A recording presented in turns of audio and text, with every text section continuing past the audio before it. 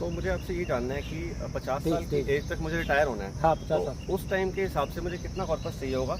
अभी मेरी as 30 years है। ठीक है इन्फ्लेशन एडजस्ट करके उस टाइम की महंगाई को देख के कितना चाहिए होगा? ठीक है गौरव भाई, आप बोल रहे हो कि मेरी उम्र 30 साल है और मैं 50 की उम्र में रिटायरमेंट होना है, अर्ली रिटायरमेंट चाहते हो आप 10 ईयर्स पहले, तो मैं कितनी प्लानिंग करूँ, कितना मेरे पास 60 साल की उम्र में 50 साल की उम्र में कॉर्पस हो ताकि मैं रिटायर होकर के अपनी लाइफ जी लूँ आराम से।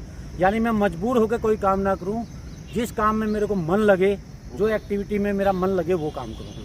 तो जैसे कि आपने बताया कि मेरी उम्र 30 साल है, ठीक है, तो 30 साल की उम्र में अभी आपके पास 20 साल है 50 साल होने के लिए, यानी 20 साल में आप अपना कॉर्पस तैयार कर सकते हो। दोस्त, हम अगर एक नॉर्मल टेबल लें या नॉर्मल एक गणना करें तो एक मियाँ बीवी को दिल्ली जैसे शहर में, बॉम्बे जैसे शहर में 50,000 रुपये एक नॉर्मल लाइफ गुजारने के लिए चाहिए। बेसिक लाइफ स्टाइल को मेंटेन करने के लिए मिनिमम 50,000 इज रिक्वायर्ड, ठीक है ना।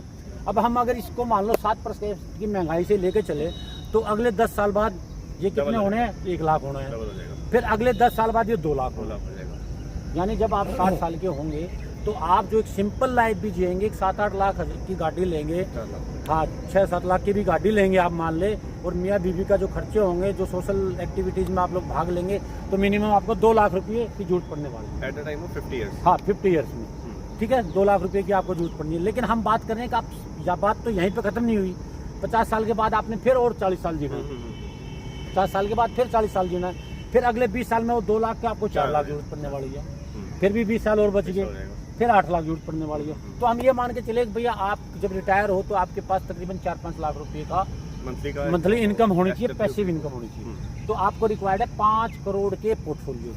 कितना दोस्तों?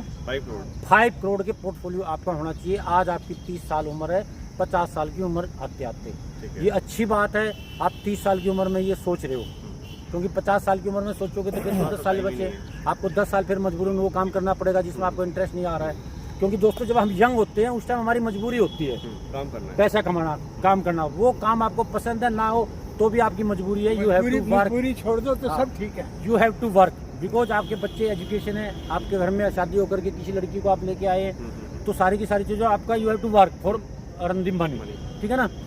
तो आपको मिनिमम जो है जब आप 50 साल के होंगे तो आपको 5 लाख रुपए की जरूरत है। अब इसके लिए एक 10,000 रुपये की अगर हम SIP करते हैं और 15% रिटर्न मिलता है, XIRR extended internal rate of return, या बोले CAGR compound annually growth return, तो 20 साल में वो तकरीबन 1.5 लाख रुपये बना देते हैं, 1.5 करोड़ रुपये बना देते हैं। मात्र मैं 15% का XIRR लगा रहा हूँ, ठीक है।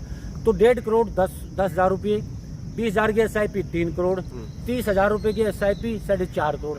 आप मोटा मोटी 35,000 रुपये की SIP अगर आज आप करते हो, 35 से 40,000 रुपये की SIP आज आप करते हो, एक अच्छे म्यूचुअल फंड डिस्ट्रीब्यूटर के थ्रू अपना जो है ना पोर्टफोलियो मैनेज कराते हो, जिसमें वो आपका रिस्क मैनेजमेंट रखेगा, एसेट्स एलोकेशन का ध्यान रखेगा। अब आपके पोर्टफोलियो में गोल्ड कितना होना है, सिल्वर कितना होना है, इंटरनेशनल इक्विटी कितनी होनी है, बैलेंस फंड कितने होने हैं, स्मॉल कैप कितने होने हैं, मिड कैप कितने होने हैं। ये खुद से करने से बेटर है, किसी खुद से बेटर हमेशा। देखो हर आदमी हर चीज़ में मास्टर नहीं हो सकता है, ठीक है ना। जिसका जिस चीज़ में मास्टरशिप है, उसका क्लासिफिकेशन है, वो रजिस्टर्ड म्यूचुअल फंड डिस्ट्रीब्यूटर है, आप उसके थ्रू करिए, ठीक है ना। क्योंकि बहुत सारी चीज़ें, जब आपका बड़ा पोर्टफोलियो हो जाएगा तो आपको हर साल वो 1.25 लाख रुपये का एक क्या बोलते हैं वो profit, long term capital gain को बुक करता जाएगा। तो बहुत सारी चीज़ें हैं, आपके सालानी आपके पोर्टफोलियो को रिव्यू करेगा, क्योंकि आपको नहीं पता आपकी स्कीम कौन सी ठीक दे रही है, क्या नहीं कर रही है, क्या सेल करना है, क्या हाँ। मान ले आपको तो FD वाले, मान ले कोई आदमी को FD में 7% मिलता है पैसा। अब ये अंकल इधर आना प्लीज। अब अंकल शायद जो है ना अपनी लाइफ में FD में पैसा ज़्यादा डाला होगा, या अंकल ने नहीं डाला होगा तो इनकी एज ग्रुप के लोगों ने ज़्यादा FD में थोड़ा पैसा है तो ठीक है ना, FD में डाला तो FD में 7% के रिटर्न है। अब मैंने आपका म्यूचुअल फंड में डलवा दिया, वहाँ 10% के रिटर्न मिले तो आप तो खुश हो जाएंगे। लेकिन म्यूचुअल फंड जो डिस्ट्रीब्यूटर होगा वो चेक कर लेगा कि भाई 10% जो इनकी स्कीम में पैसा रिटर्न आया है वो ठीक है या नहीं है। अब वो कैसे पता लगेगा? मान ले स्मॉल कैप में डाला तो स्मॉल कैप का एक इंडाइसिस है, इंडाइसिस मान ले 15% रिटर्न दे रहा है, आपकी स्मॉल कैप जो स्कीम में वो 10% दे रही है, तो आप अपने बेंचमार्क से 5% नीचे है, आप तो खुश रहेंगे, अरे FD से तो अच्छा है। लेकिन जो म्यूचुअल फंड डिस्ट्रीब्यूटर होगा वो जानेगा कि भाई स्मॉल कैप ने 15% तो इंडाइसिस ही दे रहा है, तो आपकी रिटर्न जो मैंने आपको पोर्टफोलियो में जो स्मॉल कैप की स्कीम अलॉट की है उसके रिटर्न तो मोर देन इंडाइसिस होने चाहिए, मोर देन इट्स बेंचमार्क उसके साथ साथ होने चाहिए। हाँ।